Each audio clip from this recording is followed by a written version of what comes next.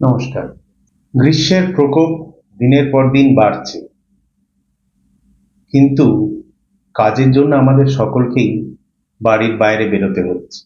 বাইরে বেরোলে অত্যন্ত অস্বস্তি, বাড়ি ফেরার পরেও প্রচন্ড বেশি টায়ার্ড লাগছে। এর কারণ কি? এর কারণ কিন্তু মূলত একটা জিনিস, যেটা আমাদের মাথায় রাখতে হবে, যে এই সময়টাতে আমাদের শরীর থেকে অনেকটা জল এবং ইলেকট্রোলাইট ঘামের মধ্যে দিয়ে বেরিয়ে যাচ্ছে। সেজন্যে আমাদের শরীরে জলের পরিমাণ কিছুটা কমে গেলে তার একটা খারাপ এফেক্ট সব সিস্টেমের ওপরই থাকে। আমাদের প্রতি মানুষের মধ্যে অন্তত 60% হচ্ছে জল।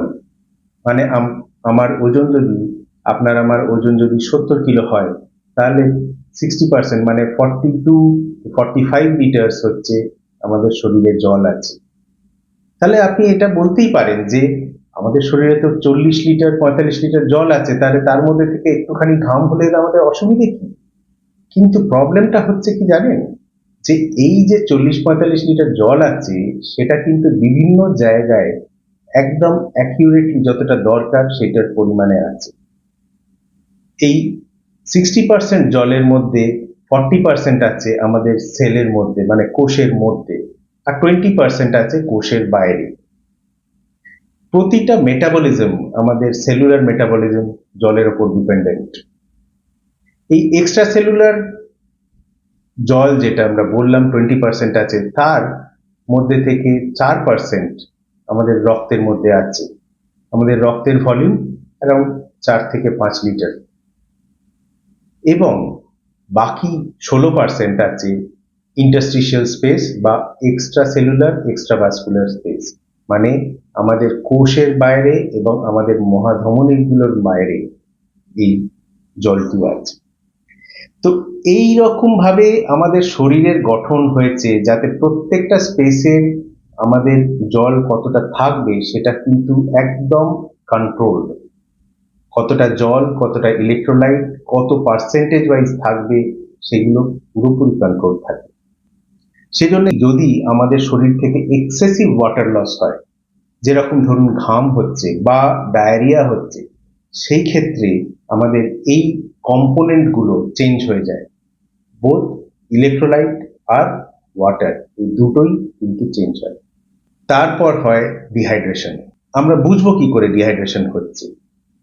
সব থেকে কমন যেটা আমরা দেখি সেটা হচ্ছে খুব তেষ্টা পাচ্ছে, জিভ শুকিয়ে যাচ্ছে, মাসেল ক্র্যাম্প বা হেডেক, বা অনেক সময় ব্লাড প্রেশার কমে যাওয়া বা ইভেন ব্ল্যাকআউটও হচ্ছে। ডিহাইড্রেশনের জন্য আমাদের ইউরিন আউটপুটও অনেকটাই কমে যায় এবং আমাদের ইউরিনের কালারও অনেকটা ডার্ক হয়। ডিহাইড্রেশন যদি বেশি হয়, তাহলে আমাদের কিডনিকেও অ্যাফেক্ট করতে পারে। এই ফিচার্সগুলো যদি থাকে, তাহলে একদম নিশ্চিতভাবে আপনি কিন্তু নিজের জলের পরিমাণটা বাড়াবেন, জল বেশি করে খাবেন। আমাদের দিনে কত লিটার জল দরকার লাগে? আমাদের শরীরে অন্তত 2.5 থেকে 3 লিটার জল খাওয়ার প্রয়োজন আছে, মানে 8 থেকে 10 গ্লাস জল। ঘুম থেকে উঠেই 1 গ্লাস জল খাবেন, কারণ সারাটি রাত কিন্তু আপনার শরীরে জল ঢোকেনি। সেজন্য এই যে ডিহাইড্রেশন সেই সময় হয়ে থাকে, সেই জলের রিকোয়ারমেন্টটা পূরণ করার জন্য ঘুম থেকে উঠেই জল খাবেন। এবং এর সঙ্গে সঙ্গে আপনাকে ইলেকট্রোলাইট গুলোকেও কিন্তু রিপ্লেনিশ করতে হবে। লবণ জাতীয় খাবার, কিন্তু সেটা চিপস বা বাদাম নয়, কিন্তু খাদ্যের মধ্যে যেটুকু লবণ আছে, যে ইলেকট্রোলাইট আছে, ফ্রুটস, বেশি করে ফল খাবেন যাতে বেশি রস আছে। আজকে যদি আমরা একটু সচেতন থাকি, তাহলে আমাদের নিজেদের শরীরটা এই গ্রীষ্মের মধ্যেও ঠিক রাখতে পারবো। আর খেয়াল রাখতে হবে ছোট বাচ্চাদের জন্য, কারণ ছোট বাচ্চাদের কিন্তু জলের পরিমাণটা পার্সেন্টেজ ওয়াইজ আরো অনেক বেশি। তাদের ক্ষেত্রে 60% জল নয়, তাদের ক্ষেত্রে 75% অলমোস্ট জল থাকে, এবং সেই জন্যে এদের ক্ষেত্রে ডিহাইড্রেশন হওয়ার চান্স বেশি থাকে।